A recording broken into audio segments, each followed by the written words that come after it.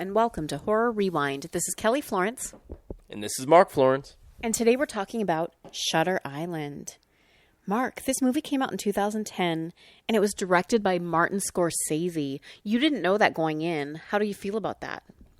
I pronounce it Scorsese, but I don't know how to feel about that, to be honest with you. I feel like, obviously if you know it ahead of time, it puts more pressure on you to feel a certain way about the movie. I told you about halfway through, and did it change your perception? It did. I think you start expecting a little bit more or something when you know some great director directed it. Yeah, truth. So, 2010, based on a novel. It had a budget of $80 million. It made $294 million, almost $295 million at the box office. It's 68% fresh on Rotten Tomatoes. It really made that much? That's insane. It was good, but it wasn't blockbuster crazy. What year did you say it was again? 2010. So apparently people went for Scorsese and Leo. So when was Inception? 2010, I think? So it was probably around the same time, yeah. So I'm guessing this was before that? I don't know. But yeah, maybe it was trying to ride the coattails of that. I don't know. This opening sequence, we see Leo on this boat, and he is seasick. Not pleasant. Thank God I don't have seasickness. Mark, have you ever been seasick? I don't have seasickness. I've never been seasick, but I've had motion sickness on rides at a fair. And once I ate a taco or something, and then I went on it's called the zipper, and it goes upside down. You're in a little cage thing, and it goes up and upside down and stuff. And I didn't throw up on that, but then my brother and I went on I don't even know what you call it. It's like a sideways pirate ship that goes back and forth, and it goes all the way around. And on that, I threw up at the top. And I was sitting next to this guy, and he's like, "This guy's puking over here. This guy's puking up here." So I was throwing up, and it's going everywhere. I don't hope it didn't go, on the people below, but. And then my mom brought me back behind the ride and hosed me off with this crappy hose, and then we just went about our day at the fair. Oh my God, how old were you? I think I was in 5th or 6th grade. So that's horrific. And I love that they just had a hose ready to hose people down if you're gonna puke. They must have known people are probably gonna puke right here. So no, that was a well placed hose, and I think the rest of I don't know, I apologize if you're listening out there, guy who I puked on. I feel bad. Oh, wow. Okay, so they get to this island, Shutter Island. They're going to investigate this missing woman. And it's all very, noir. It seems very, Hitchcock and, very era specific.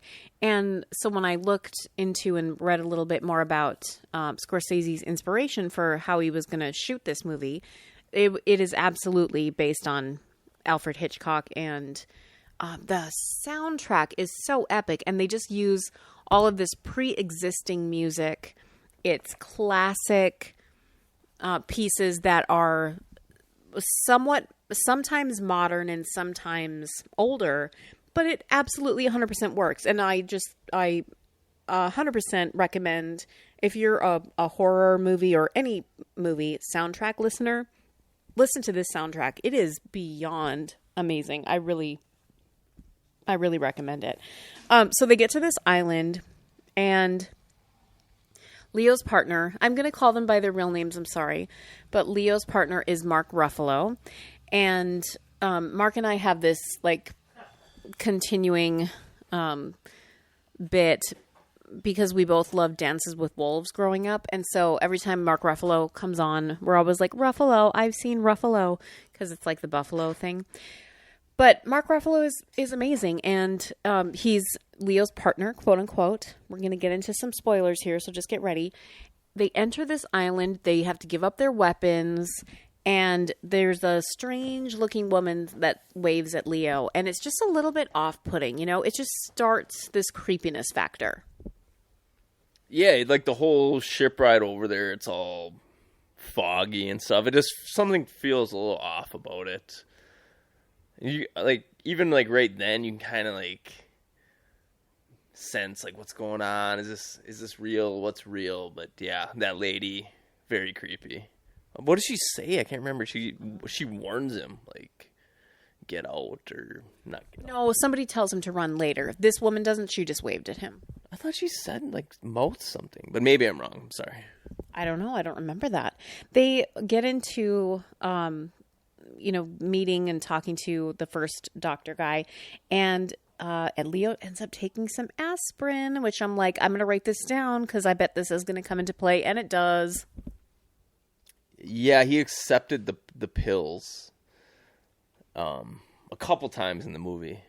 And then he always had a Band-Aid on his head, or on his forehead.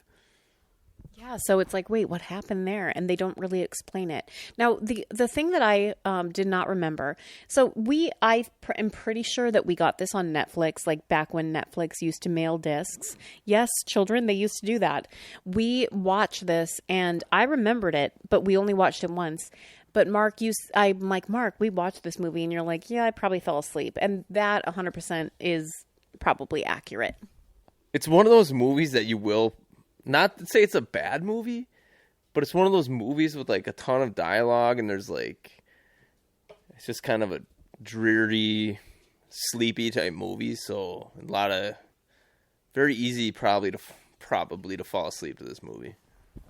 There's this movie is interspersed with World War II flashbacks, and I did not remember that piece of it. The things that I remember when I look back on this movie were all about being on the island and of course the big twist at the end, but I did not remember that Leo was a World War II soldier and he had PTSD absolutely from everything that he experienced, freeing, I think it was Dachau, and seeing all these dead bodies and feeling like he didn't save people. And of course, there's more that's about to come into play. But did you remember or realize World War II would play such a big role in this movie? I did not remember that. And yeah, a lot of flashbacks in this movie. A lot of very vivid, dream sequences.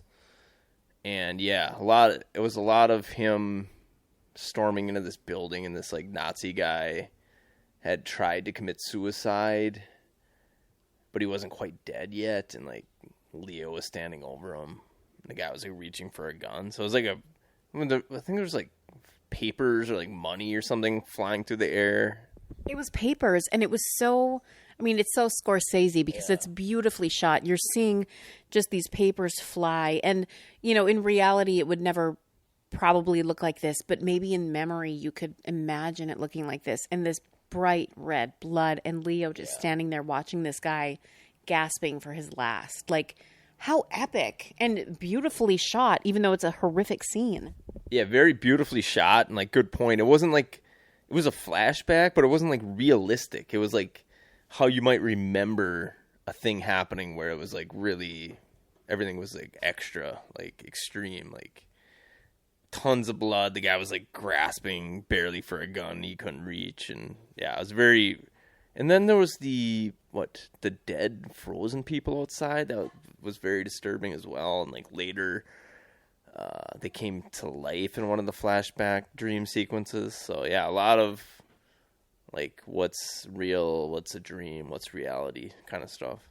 So an interesting side note, we're just finishing up the Science of Stephen King, and in one of the chapters we write about how our memory isn't always trustworthy, and not to say that these memories that Leo's having aren't trustworthy. I mean, they happen, but like you said, it's almost more like how you might remember something versus how it actually happened, because it's more cinematic. And we talk about the science of what our brains do with memories. So you'll have to check it out, The Science of Stephen King, because it's fascinating. Definitely. I think that will definitely be a great book. And then he kept having these, because his wife was killed in a fire. And he kept talking about how some guy, I think it set the fire. And he kept having these dreams with his wife. You know, he's talking to his wife, and she's like dying and burning and stuff. So, you know, you didn't know what to really trust out of that. And yeah, it was those were good scenes too. Very well shot, good cinematography. And Michelle Williams played his wife. Yes, and she's amazing, and so it was great. And so they get this first clue. They find this note. I think it's in the place where the woman who's missing was her cell, and it says the law of 4, who is 67, and we're like, what does this even mean? So we don't know for a while. I'll let's move on before I reveal what that meant. But they talk about lobotomy. And it used to be common practice. Like if someone seemed too mentally unstable or mentally ill, you know, they would put a thing up your nose or in your brain and, you know, move it around, and then you became subservient and or, you know, just basically kind of brain dead, and they could control you. But like, can you believe they used to do that to people, Mark?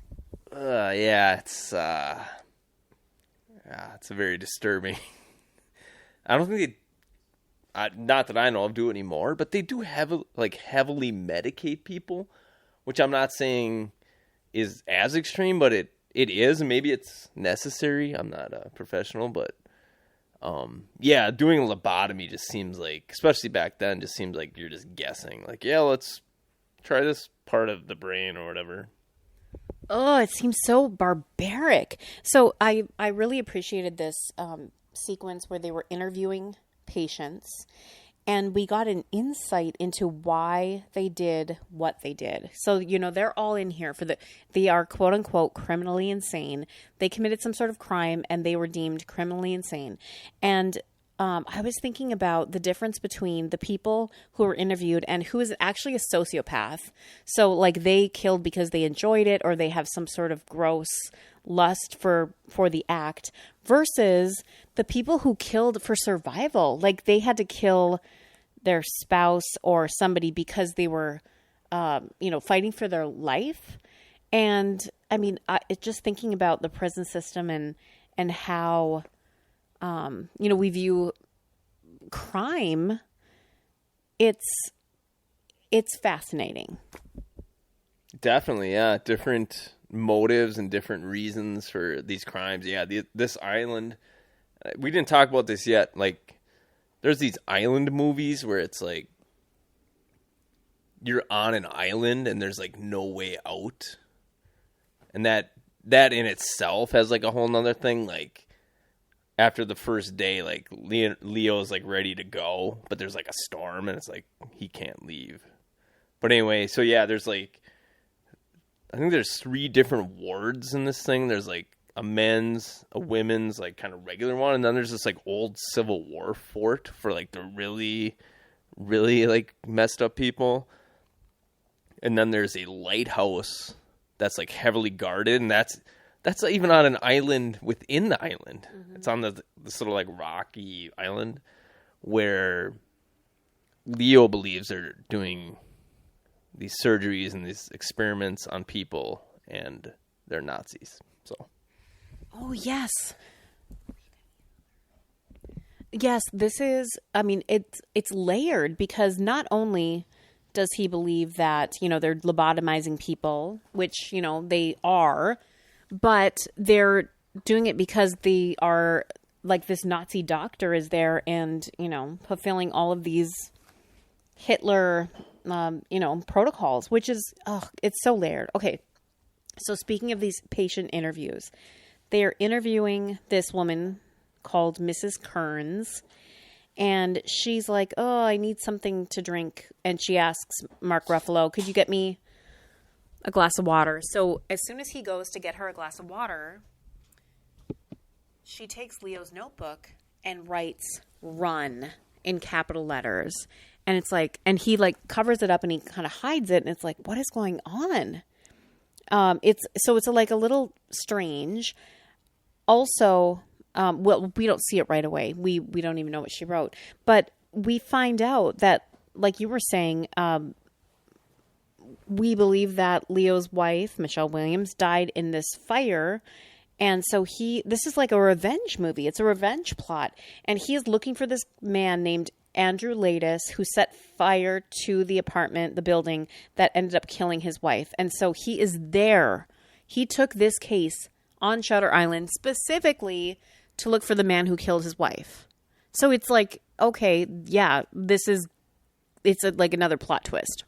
And he doesn't even know if this guy's there or not. He just like thinks he's there. So yeah, he's looking for this guy, and he's also looking for this other guy who was on Shutter Island but got released.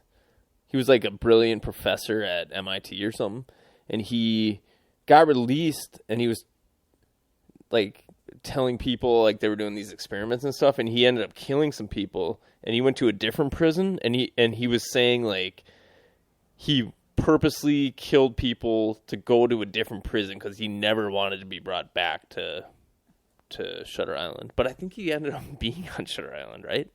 I don't remember that one. I don't remember that part, but you know what? I believe you. So you were saying it's an island movie. They are isolated. The weather is affecting them leaving or not. Like, there's a lot of horror movies like this, and it's perfect. Like, I was getting some Shining vibes from it just because, you're stuck here. This is what you have to deal with.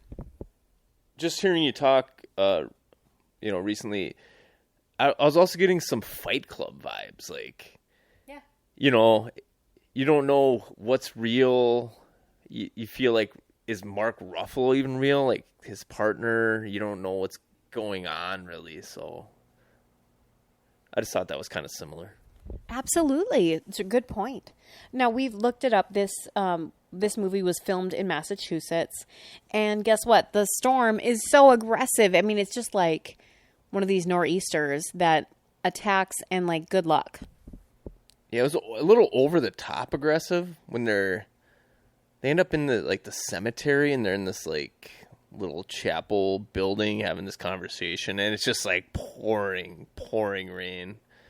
I can't remember what they were talking about, but so then after that, they're wearing like regular like suits and like trench coats and stuff as like a federal agent would, but then after that they end up wearing white, like I don't think it's the clothes that the prisoners wear, but it's like the ones that the workers, like the orderlies wear. So he's like slowly getting into like being in this prison. I agree. Like, it's such a good thing to have happened. And here comes some spoilers, but this is actually all a big plot to try to cure Leo. And it doesn't work. But, like, did they know the storm was coming and they were still going to go through with it? Like, was that part of the deal? I don't know. It seems pretty dangerous. But, Ben Kingsley's like, we're going to do it. So who is 67 means who is the 67th patient. And, of course, the 67th patient is Leo. But he doesn't realize that yet. And also, P.S., the warden is played by the same actor who played Buffalo Bill in Silence of the Lambs. And he makes an actual cannibal reference later. And I was like, Mark, he's not a cannibal because he just, like, cuts up people's skin and wears it. But there is cannibalism in Silence of the Lambs, so good call. Yeah, so the Buffalo Bill, whatever the guy's actor's name is, that guy's voice is just so epic. It's very disturbing. It's just like deep and like weird. I don't know how to explain it, but it's distinct. Yeah, it's very distinct. And yeah, I thought it was funny when you said, I'm like, oh, this guy's a cannibal too. And you're like, well, technically Buffalo Bill wasn't a cannibal. He just wore people's skin. So like, this guy's worse than Buffalo Bill, I guess, or what? I mean, what do you? I don't know. What do you think is worse, eating people, or just using their skin as clothes? So, what was that conversation? Was that when they were in the Jeep? He was bringing them back, and he said, like, what's stopping me from like killing you and eating you right now? And then Leo's like, why don't you try it or something like that? And he's like, yeah, that's the spirit. So that was a very like alpha dog macho like weird conversation. Ugh. Like BDE, like big dick energy, like each of them trying to be like whatever. Okay, so I wrote down multiple times, beautifully shot movie, Marty, like Martin Scorsese, like wow. He knows how to shoot an effing movie, Mark. Like beautiful, cinematic, epic, amazing.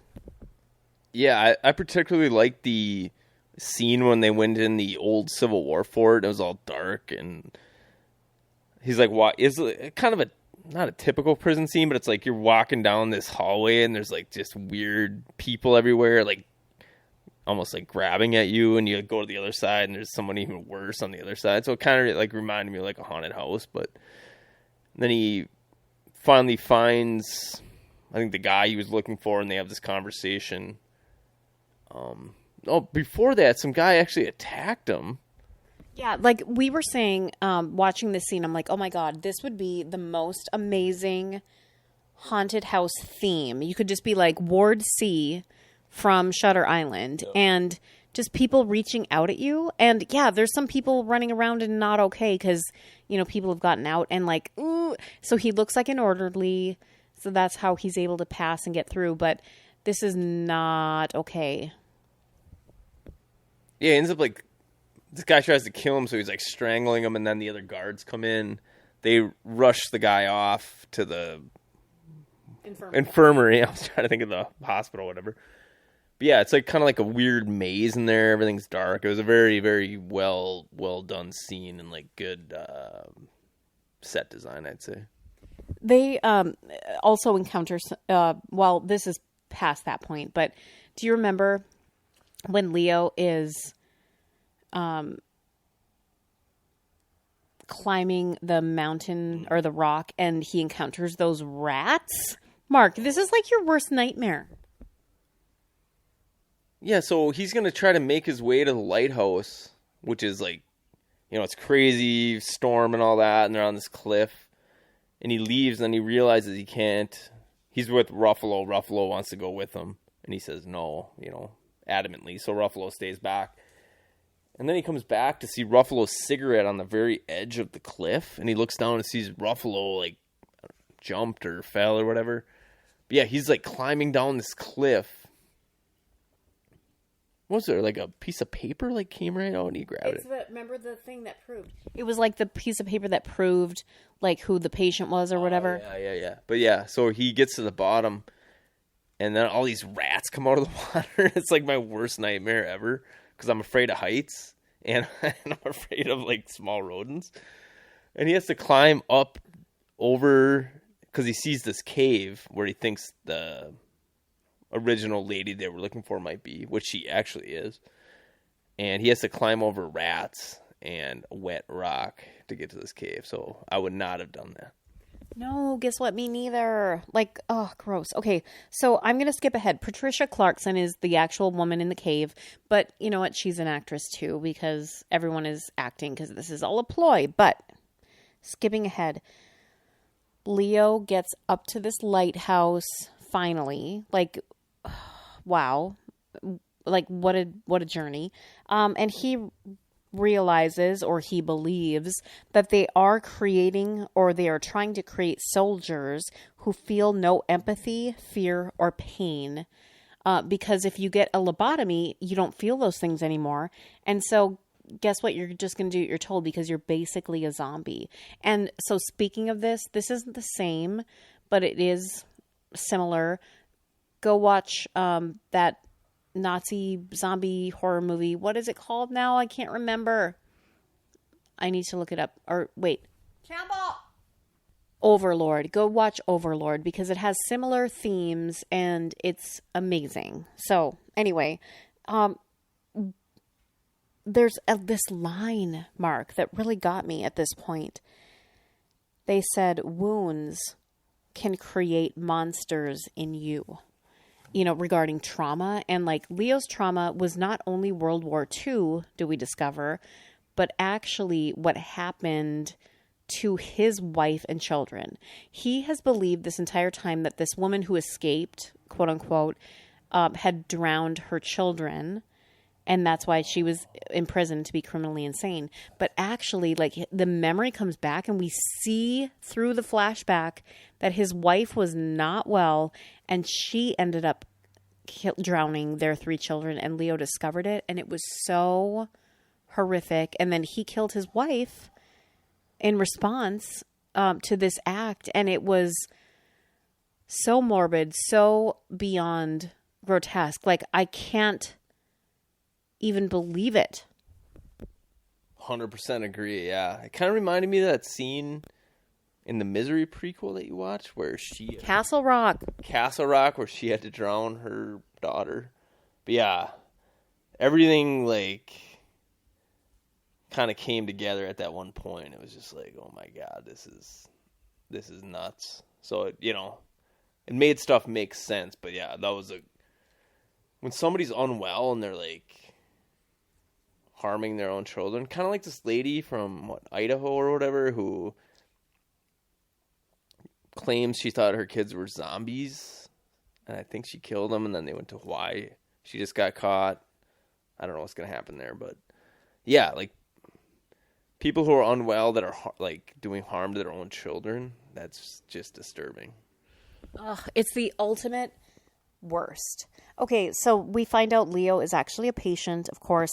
He has been this unreliable narrator, basically, but we believed him because why wouldn't we? And, this is all this test. Ben Kingsley's like, no, this is like to prove that I could, have you not break. And I could bring you back to reality. And so in the end, and I read this also as the interpretation that Scorsese went with. In the end, we think that Leo breaks again and they're going to lobotomize him. But in the interview that I read, it's actually that Leo didn't break. He knows what he did and he can't live with the guilt. And so he chooses death by suicide, basically, to be lobotomized so he won't remember anymore because he doesn't want to live with that knowledge. Even though he technically is, quote unquote, cured, he can't live with the fact that he killed his wife and that what his wife did to the kids. Yeah, I can't remember I know he's sitting there having a cigarette with Ruffalo because that was like the final like little test on the stairs there. Like if he was with it or not. And he seemed like he wasn't. And then Ruffalo gave the sign to the other guys, like, no. But then, I can't remember what Leo did. Yeah. He, like, did something to indicate that he actually was. Yeah. And, yeah, then it's just like, watching it, you're just like, oh, this is the worst. Like, this guy is somewhat okay, but he's choosing to just not remember everything. So this brings up this larger issue of how do we treat people with extreme mental illness or, like the criminally insane. I know there used to be institutions all over the place and then they were closed. I know the one closest to us was converted into a prison, but some people, say, well, that's why we have like a larger homeless population now because they released all of these people and, they're not well enough maybe to hold down a job and make money, yet what are we doing to help them? And so, yeah, I mean, people exist that need to be institutionalized, but do those institutions still exist? I mean, they must, right? I think so. I think they're just not, I think they're more of like hospitals, not like quote unquote like asylums now. So yeah, they still exist, I think. Yeah. Let's rank this movie on a scale of 0 to 10. 0 being you hated it, 10 being you think it's a perfect movie. What should our scale be? Should they be the aspirin or the cigarettes that the institution provided? Like what stands out to you from Shutter Island? Man, I don't know. Another thing, Leo doesn't drink anymore. But then in the flashbacks, he's drinking a ton after the war. Mm-hmm. So, just thought that was interesting. Like, the doctors are all drinking. They're like, we thought you would drink. And he's like, no. So maybe that was another clue, but that doesn't help us with what should be our scale. Thanks, Mark. Should we use lighthouses? How about the Band-Aids on his forehead? Did that ever come into play? No, I think they took it off, but then I can't remember. Maybe they did reveal how he got it. I can't remember. Because I was thinking maybe that had something to do with, like, his lobotomy. But he hadn't had it yet. I know. So, but yeah, let's go with the Band-Aid, I guess, if you're okay with that. That's fine. How many Band-Aids on the forehead do you give Shutter Island? I'm going to give it 7 Band-Aids. We watched this movie while in our social distancing quarantining thing here. And I think it was one of the first couple of days, so I was kind of tired in the afternoon, and I may have dozed off a few times just because of the, how the movie was. But, I thought it was good. Visually, I thought it was good, like, challenging you with all, like, the dream sequences, the flashbacks, what was going on. It didn't, like, I don't know, it didn't, like, wow me or anything, really, but it was solid, so I'll give it a 7. I'm giving it an 8.5 Band-Aids, because I think visually, cinematically, it was beautiful, and the music was so epic. Like, what more do you want from a soundtrack? And acting is superb. Like, I turned to you at some point, and I'm like, Leonardo DiCaprio is a treasure. He's a good actor, right, Mark? I agree. That's why he's had such a great career. He is solid. And so at one point I'm like, and so this is getting a little bit petty, but I'm like, I don't know if Leo's aged so well, but then they showed him in the flashbacks and I'm like, he's aged just fine. It's all about like how they're trying to portray him in the moment. Yeah. No, Leo's a national treasure, so we're all very thankful for Leo. Oh, Leo, I hope you're well, and thank you for all you're doing for clean water around the world, around the globe, because that's a good thing for you to be championing. Yeah, Ruffalo did a good job too. So, and speaking of like champions of the everyman, like Ruffalo has a lot of social justice things that he's a part of too. And didn't he like survive brain cancer, some kind of cancer too? So that's very that's good. Did he? I don't even know. Okay. See, we're learning things every day. Rewinders. Okay, so listen, we want to know your recommendations. Give us things to watch. Tell us what you're watching and what you're enjoying. Tweet us. Send us a message on Instagram or Facebook or whatever your social media of choice is. And until next time, we'll see you scrolling through the horror section. Bye.